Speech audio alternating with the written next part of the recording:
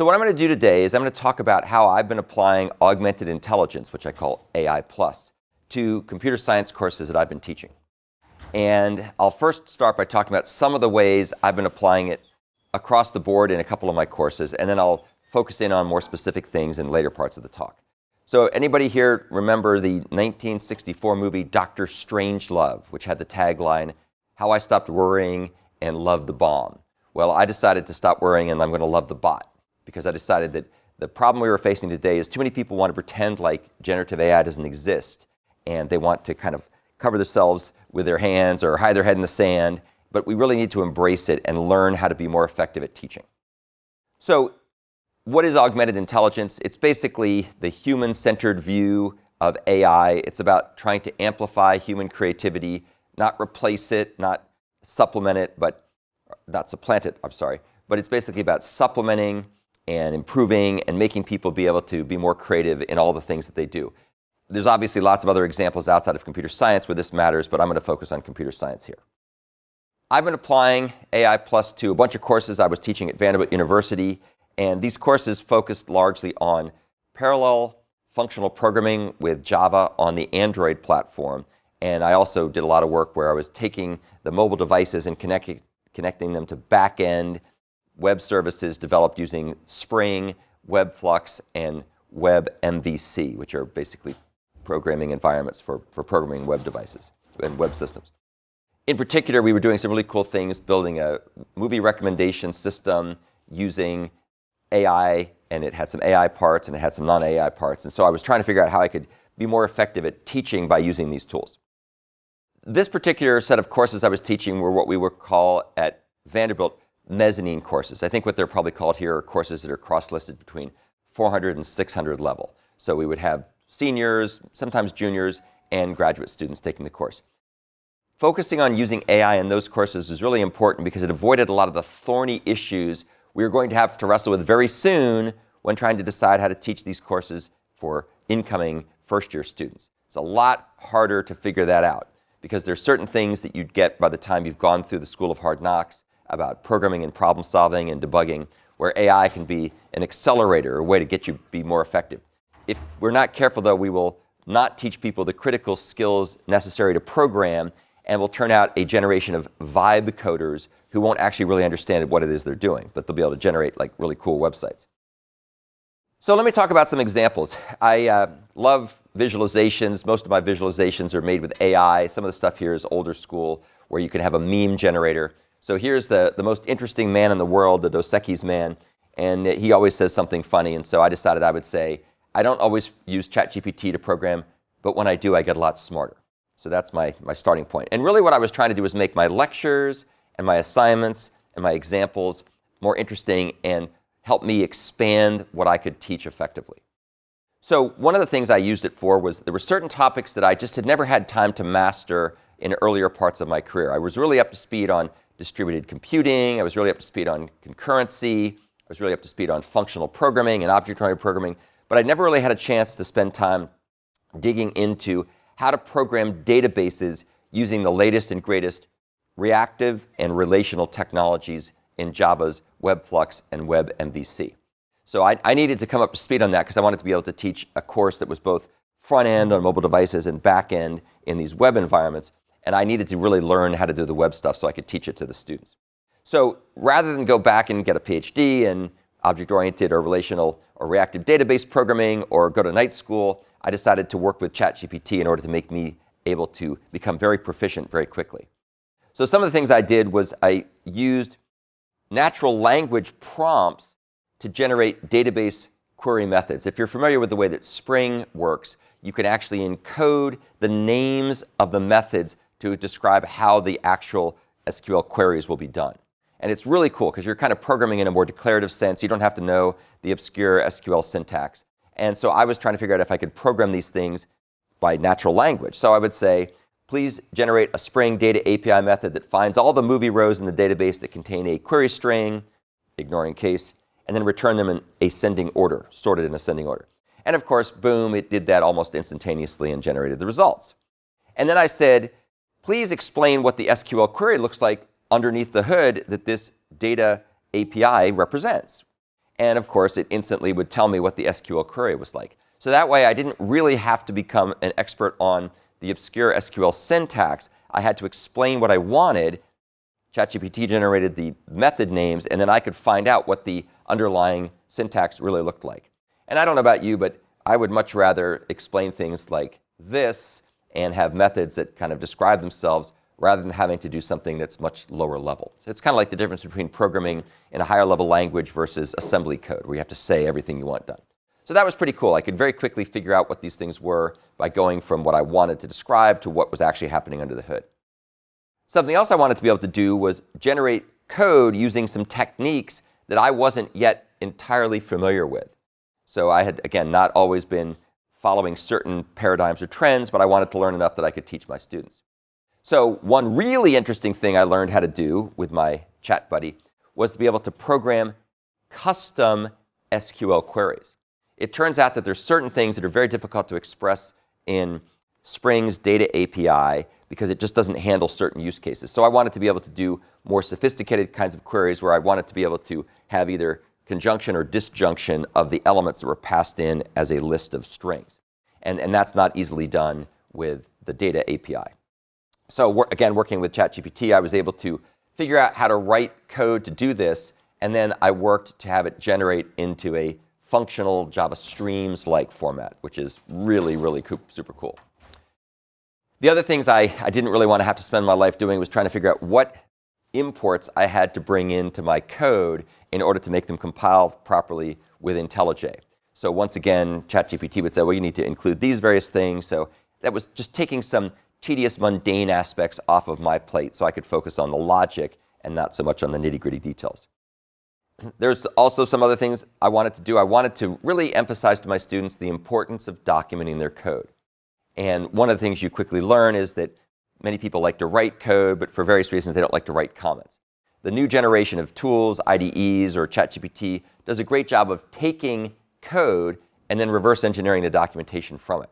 So that way you get nicely documented code, which is super important for either people who maintain the code that aren't yourself, or, as I've discovered, because I've written software that's lived for decades, that's widely used still, oftentimes 20 years later, I would forget what the code did. So it's really nice to be able to have those comments in there. And especially if you use tools that generate the comments automatically, they usually do a better job than if you try to document it yourself, because they can be more thorough in the comments that they provide. And then something else that was important if you play around much with IDEs and Spring and so on, you know that you have all these dependencies you have to put in Gradle files or other kinds of files. And once again, low-level, tedious details. It's easy to get things wildly wrong if you don't pay attention to this. And the good news was that I could get ChatGPT to generate that code automatically. What was funny at the time, this was maybe a year and a half ago, ChatGPT wasn't aware that the JavaX name had been replaced with Jakarta. For various copyright reasons, they changed that. So because it had been trained on stuff at the time that stopped at a certain point, it didn't know about that. I would be wildly surprised if it didn't know how to use the Jakarta names these days. Of course, the great thing about this is this kind of code generation, which I started out by doing with ChatGPT, has now been integrated into modern IDEs. So IntelliJ with plugins like Code Whisper or Microsoft Copilot, the code tool, not the one that I guess it's really the Copilot from GitHub. These are not the tools that you use for doing like PowerPoint or Word document analysis, but you can actually get the code completion. There's a great tool called Windsurf that does this. And so the modern programmer is well advised to become highly proficient with AI-generated and AI-augmented IDEs. It makes such a difference. I found it tremendously useful for my simple things I was doing, especially in terms of commenting stuff as I was going. Some other things I used it for, when I would teach certain classes, especially the graduate students, they would often have very, very clever solutions to the assignments I would give them. And someone would do something like this. And I would look at this and I'd be like, what the heck is that doing? As usual, regular expressions are great for telling computers what to do, but they're not always great for telling people what they mean. They get very complicated very quickly, as anybody who's ever programmed with Perl knows. So I said, what does this code do? And it says, this Java code takes a list of string called queries and converts it into a regular expression that can be used to match any string that contains all of the given queries. That's a pretty cool thing. You probably could have gone and read the manual about replace and so on and regular expressions, and you would have figured it out, but it would have taken you minutes or hours to get it right, and you might have made a mistake, but this does it instantaneously. And then I can also do things I can say, take this code here and regenerate it to use Java streams. So it converted this thing into a Java streams program where we take a list, turn it into a stream, do map to put everything in lowercase, and then collect the results together and put various regular expression things at the right places. What was so interesting about this, I've been programming with Java streams for quite some time, but I didn't know all the different variants of the collect terminal operator. And of course, ChatGPT, because it reads everything, not just the handful of things that I read when I want to learn a particular issue, it read the whole manual, and so it was able to come up with a solution I didn't even know existed because it had a more thorough view of what was happening. What was also cool, just for fun, I said, let's see if I can change between different languages. So I said, please generate this in Python. And so boom, in about 2 seconds, it gave me a Python version. I thought, well, that's pretty cool, but let's try something that maybe it doesn't know as much about. So I said, please regenerate this in Ada. And of course, I actually learned to program Ada. It was actually the second programming language I learned. When I was here at William & Mary a long, long time ago, we learned to program in Pascal. And when I went to grad school, for various reasons, we were programming in Ada. So that was the second programming language. I haven't programmed in Ada since probably 1987 or 88 or something like that. So it would have taken me a really long time to figure out how to convert that code into Ada. But of course, ChatGPT did it instantaneously. And it was just amazing to see how it goes back and forth between paradigms. You can say, please take object-oriented code and generate the functional code equivalent in Java. You can say, please take the functional code equivalent and generate it as reactive code, and it'll just do all those transformations very, very quickly. Very, very few humans can do that without a lot of extra work and a lot of caffeine and pizza. The other thing I was having a lot of fun doing was generating tests for the examples and the assignments that I give. So I would have code. I always give my students unit tests so they can see if their solutions are working correctly. And so it was able to take, in this particular case, that make regex method and then generate a test for it to see if it actually works. And it was able to do it in this case in JUnit. So again, I could do test-driven development. I could actually cheat and write the solution and then get the test reverse engineered to see if the code was working. So you can go backwards and forwards in all kinds of ways. We'll talk more about the danger of test-driven development with AI a little bit later. There are now lots of tools that will do this for you automatically. You don't have to use ChatGPT. There's a nice tool called diffblue that you can use together with other formalisms and other IDEs and other languages and so on, and it'll generate lots and lots of test cases for you automatically, which is very nice. So the other cool thing that I was using ChatGPT for was reminding me and my students somewhat subtle concepts that were tripping them up. So one of the students asked me, what's the difference between composition and aggregation in Java? And I remember that from 30 years ago when I was involved in object-oriented modeling, but I just couldn't remember off the top of my head. So of course I asked ChatGPT to write a short example to illustrate the difference. And it did, and once you see it, it's sort of obvious. Aggregation is where the method or the class borrows the object and then keeps a reference to it, but it doesn't own it. Composition, in contrast, owns the element. And so it's part of the object, and so it doesn't really get borrowed. So that was something that I kind of knew, but I'd forgotten. And so this generated a simple little example that made it really easy to explain with no effort on my part to try to come up with something on my own. I've also found it very useful to give responses to people who ask questions. I have a YouTube channel with 24,000 subscribers, and I've got thousands and thousands of videos for my courses in there. And occasionally people will come along and ask questions about the video. And at this point, especially the videos I recorded in 2015 or something like that, I probably forgot what we were doing. So I found it very useful to give responses by taking whatever their question was, putting it in ChatGPT, generate a response, make sure the response is correct, and then posting it. And everybody's always so happy, like, you're so responsive, this is amazing, we're getting personalized feedback. And I'm like, why don't you just use ChatGPT and get the answer without asking me? But I'm trying to be responsive. And on my Piazza discussion forums, we use Piazza. I don't know if you use that here, but it's a good way to be able to communicate with the students in the class. And it's sometimes funny because, once again, students would ask these questions that were actually quite interesting questions, but it takes little or no effort to use ChatGPT to find the answers. And so what I would typically do when people ask those questions is I would use ChatGPT, get the answer, and then use the feature to export that session. And I'd say, here, go read this link. It'll explain the answer. I was trying to give them the hint that they should use those things before they asked me, which I thought was a very clever thing. And why is it a clever thing? Because it all comes down to teaching people to fish rather than giving them fish. So I figured if I taught my students to use this stuff, then when I was no longer around, they would know how to do it. My course evaluations had a lot of people saying, Professor doesn't actually answer the questions, but points us to ChatGPT. And I felt like I had failed to get the point across, that what they should do is learn to use this stuff.